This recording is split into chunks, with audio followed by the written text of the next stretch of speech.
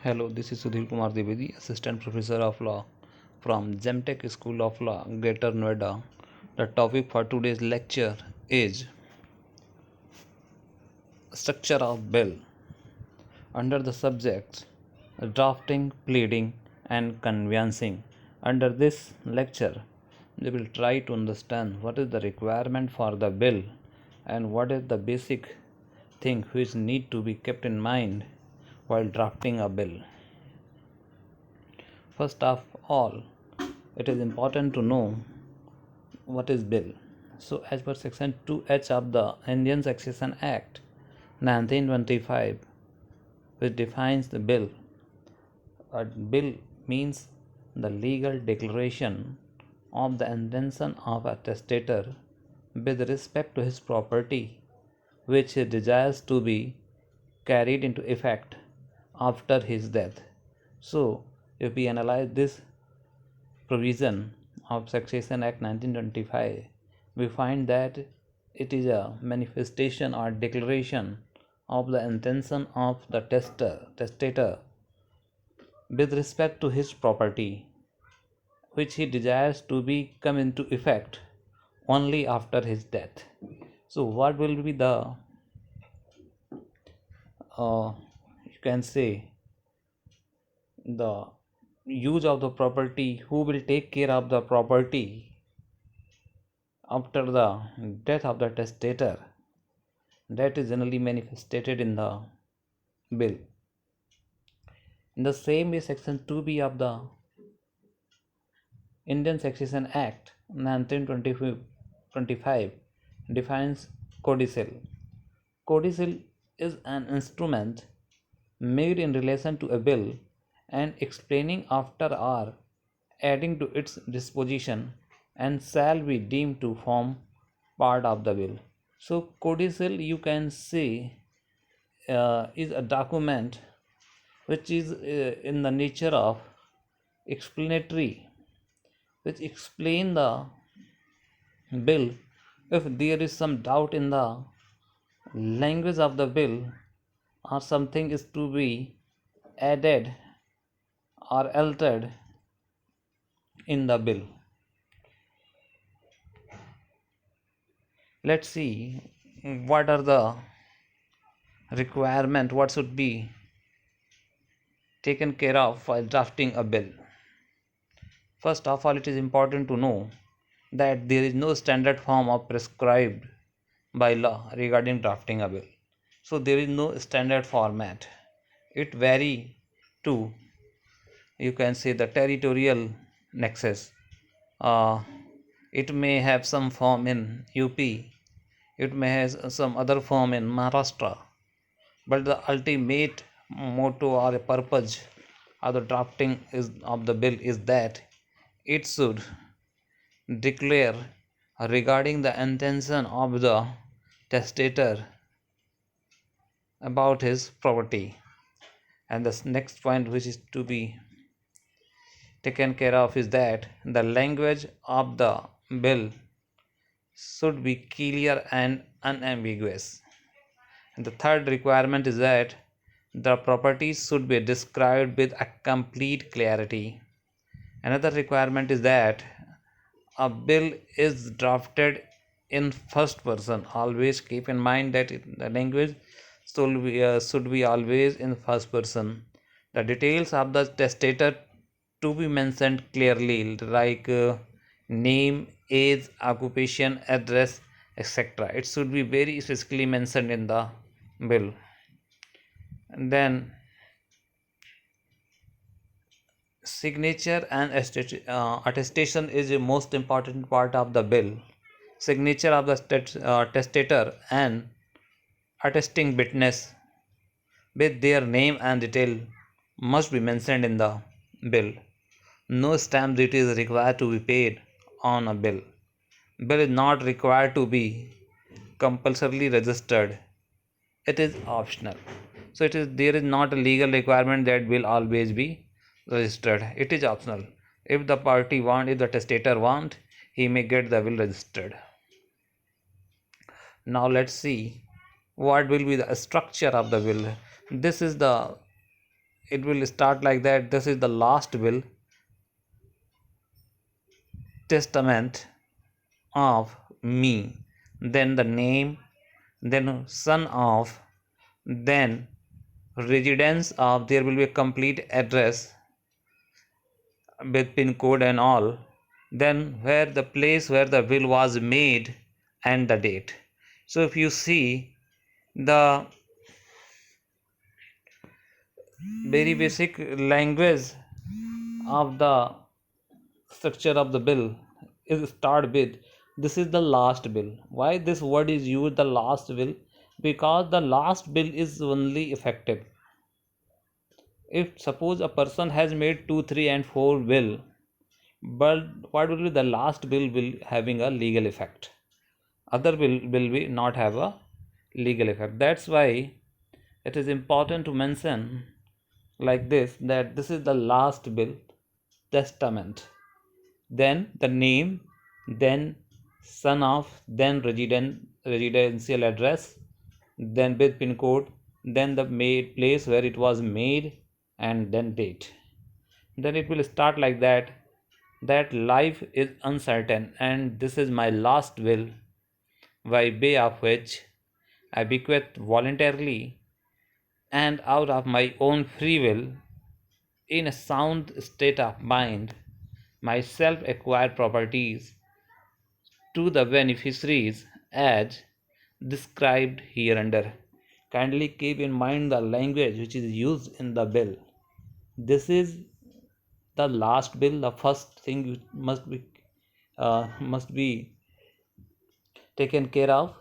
This is the last will. Then the next requirement, that it is made out of free will. There is no force at the time of the making the will. Then when the will was made, the testator was in a sound state of mind, and obviously the will is always made regarding the self acquired property. If it is ancestral property, there will be no bill, because the successor will get right over the properties as per the succession act. That's why the will is always made regarding the self acquired property. Now let's see how it will start after that. Then it will start like this, that whereas I, then here the testator will provide the family detail. In family detail he will provide that whom he was married. I married to so and so at so on so and so date, and living happily from so and so years. And then I said family detail, then I got two children with that wedlock, then the name of the children, if they are son and daughter, then son and daughter with their age. After that, if the son is married, then the detail of the girl, the lady with whom the son got married, must be given very specifically. Like here, whereas my son named so, my son is happily married to so and so, and if there is some issues from that bedlog, then that must be mentioned, like the regarding the grandson and granddaughter. Like it will stated like that, and whereas my son is happily married to so and out of the bedlog they are blessed with one child named so age so and are residing at so and so address. So it will be like that. And I already said there must be detail regarding if there is a daughter, and if she is married, then detail regarding should be the daughter should also be given, like here I have mentioned as.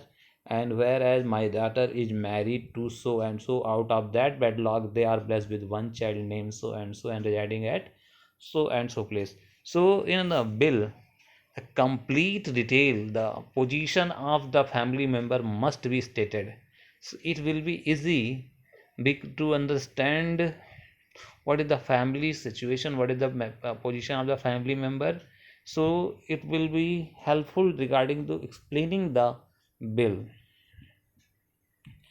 Then it will like that, in my lifetime I have built my movable and immovable properties out of my own sources, and therefore I am absolute owner of the property here and there. So here will be declaration that whatever regarding what I am making a bill, I have earned my own those property I have earned my on my own, and I am absolute owner. That's why I am legally authorized to make bill regarding that property. After that, there will be a description of the property like movable and immovable. So I have started here with the immovable property. Immovable property, the residential property bearing so and so number, and and measuring measurement, you can say what is the length width of the property must be mentioned. Then if there are, here I have taken the example of shop. There are three shop number 1, shop number 2, and shop number 3 with the address and address in the sense where the shop is situating, and the measurement, or the you can say ad measuring means the ad measurement, what is the width length of the property must be mentioned in the bill. And then after, there will be detail of the movable property, all my household and personal belongings at so and so place, if any, gold details and jewelry details here, whatever is the movable property which has been earned by the testator must be mentioned here if he wants to make a bill regarding those properties. Then the main paras of the bill will start like this: I hereby wish that my above mentioned properties should devolve in the following manner: that my property bearing number so and so would devolve on my wife absolutely and unconditionally, and she shall deal with the said property in any manner as she likes, and my children will have no claim on this property whatsoever. Why I said the position of the each family member is required to be mentioned, so that if position of the each family member will not be mentioned, there may be some, you can say, legal or technical dispute. So it is good to mention the position of the family. So if the stater have mentioned that he is having one wife, and he is giving the movable property bearing so number so, and the wife will be the sole owner. So here there will be no dispute regarding the property, because the husband, the testator, is declaring the wife will be the sole owner, and there will have no right of the son or daughter. Because if he will not going to mention the family member, then there may be some legal or technical issues may arise. Then after that, my property bearing number so and all my movable property would devolve on my son, and absolutely and unconditionally, and none of my legal heirs shall have any claims on the property so whatsoever. So here again, if the testator is thinking to give all the movable property to the son, then he will specifically then it should be specifically mentioned in the will that whatever is the movable property of the testator will belong to the son, and there will be no right of any other family member on that property.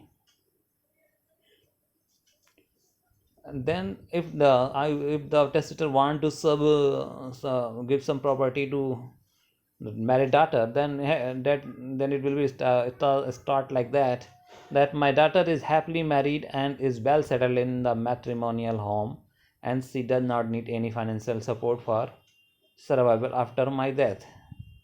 So here, if the suppose as we know that daughter is also now considered as a legal heir, they can claim the right in the property. But as we discussed in the earlier when we started the lecture, that the bill is made regarding the self-earned property. So the person who is making the sole owner, he can give the property to anyone. No one can claim the property as a right. That's why if the father is not willing to give the property to the daughter, he can't claim. So if in this bill, if the father has not given anything to the the other, then she can't claim as a legal heir of the property, because that was not the ancestral property.